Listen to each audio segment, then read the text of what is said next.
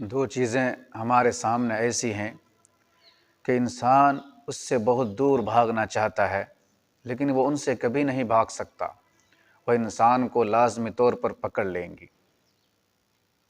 پہلی چیز ہے موت، کہ موت سے انسان ہمیشہ دور بھاگتا ہے۔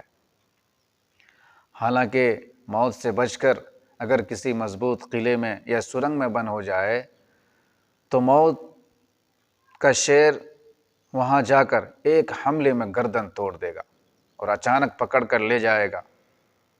ہر ایک کو ہر حال میں موت کے حوالے ہونا ہے۔ دوسری چیز ہے قبر، کہ قبر میں کیڑے مکوڑے اور سانپ بچھو کا اندھیرا گھڑا ہر ایک کو اس کے حوالے ہونا ہے۔ یہ خوبصورت بدن، یہ حسین چہرہ جس پر دنیا میں کسی قسم کی آنچ بھی نہیں آ سکتی تھی، یہ جا کر قبر میں کیڑے مکوڑے کی خوراک بنے گی۔ اللہ کے سوا کوئی حفاظت پر قادر نہیں، کوئی ایسا بھی نہیں کر سکتا کہ بدن میں کیڑے نہ لگے، کوئی ایسا بھی نہیں کر سکتا کہ سڑ نہ جائے، اور کوئی اتنا بھی نہیں کر سکتا کہ جا کر قبر میں خیر خیرت معلوم کرے۔ اور یہ تمام معاملہ بے خبری اور انجانے میں ہونا ہے۔ اللہ تبارک و تعالیٰ نے ارشاد فرمایا، قُلْ إِنَّ الْمَوْتَ الَّذِي تَفِرُّونَ مِنْهُ فَإِنَّهُ مُلَاقِيكُمْ، کہ جس موت سے تم بھاگتے ہو وہ تمہیں ضرور پکڑے گی۔ ایک جگہ پر ارشاد فرمایا کہ اگر تم موت سے بچ کر کسی مضبوط قلعے میں یا سرنگ میں بند ہو جا کر اپنے آپ کو چاروں طرف سے بند کر لو، پھر بھی موت تمہیں آ پکڑے گی اور ایک منٹ بھی ادھر سے ادھر تاخیر نہیں ہوگی۔ اینما تکونوا یدرککم الموت ولو کنتم فی بروج مشیدہ۔ ایک جگہ پر ارشاد فرمایا کہ ہر جاندار کو موت کا مزہ چکھنا ہے، پھر ہر ایک کو حساب و کتاب میں اس کے عمل کا بدلہ دیا جائے گا، اور کامیاب وہی شخص ہے جس کو جہنم سے بچا کر جنت میں داخل کر دیا گیا۔ کل نفس ذائقۃ الموت وانما توفون اجورکم یوم القیامہ فمن زحزح عن النار وادخل الجنۃ فقد فاز وما الحیاۃ الدنیا الا متاع الغرور۔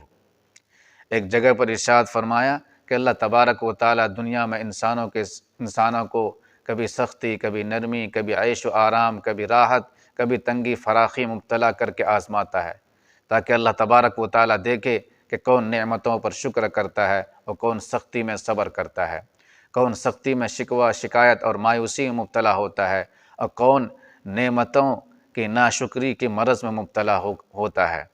پھر اللہ تعالیٰ ہر ایک کو موت دے کر اپنے پاس حاضر کرے گا، کسی کا کوئی عذر نہیں چلے گا۔ کل نفس ذائقۃ الموت ونبلوکم بالشر والخیر فتنہ۔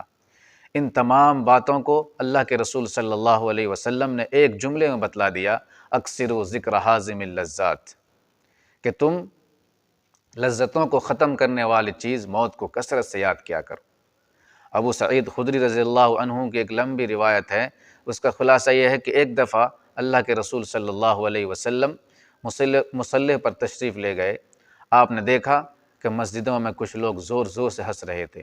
آپ نے فرمایا، اگر تم لذتوں کو ختم کرنے والی چیز موت کو کثرت سے یاد کرتے تو اس طرح زور زور سے ہنسنے کا ارادہ بھی نہیں کرتے، لہٰذا موت کو کثرت سے یاد کیا کرو۔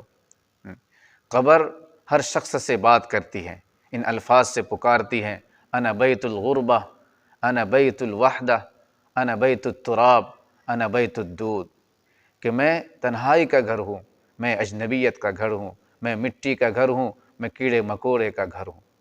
جب کوئی مومن بندہ قبر میں دفن کیا جاتا ہے تو قبر اسے مبارکباد پیش کرتی ہے اور کہتی ہے کہ روئے زمین میں میری پیٹھ پر چلنے والوں میں تم مجھے سب سے زیادہ محبوب تھے۔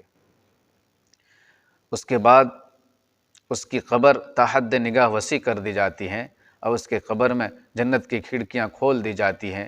پھر یہ قبر قیامت تک اس کے لیے عیش و آرام کا گھر بنی رہتی ہے۔ اور جب کوئی فاسق و فاجر قبر میں دفن کیا جاتا ہے، قبر اسے کہتی ہے، نہ تیرے لیے کوئی راحت، نہ تیرے لیے کوئی مبارکباد ہے، بلکہ روئے زمین میں میری پیٹھ پہ چلنے والوں میں تم سب سے زیادہ بدترین اور مبغوض تھے، آج تو دیکھے گا کہ میں تیرے ساتھ کیا سلوک کرتی ہوں۔ یہ کہہ کر قبر اسے دبا لے گی، ادھر کی پسلیاں ادھر کو مل جائے گی اور ادھر کی پسلیاں ادھر کو مل جائے گی، اور اس کے بعد اس پر 70 ایسے اژدہے مسلط کر دیے جاتے ہیں کہ اگر اس میں سے کوئی ایک روئے زمین پر پھونک مار دے تو زمین پر کوئی چیز اگنے کی صلاحیت موجود نہ رہے، پھر یہ قیامت تک اسے ڈستے رہتے ہیں۔ اسی لیے اللہ کے رسول صلی اللہ علیہ وسلم نے ارشاد فرمایا، القبر روضۃ من ریاض الجنہ او حفرۃ من حفر النیران، کہ قبر یا تو جنت کے باغات میں سے ایک باغ ہے یا جہنم کے گھڑوں میں سے ایک گھڑا ہے۔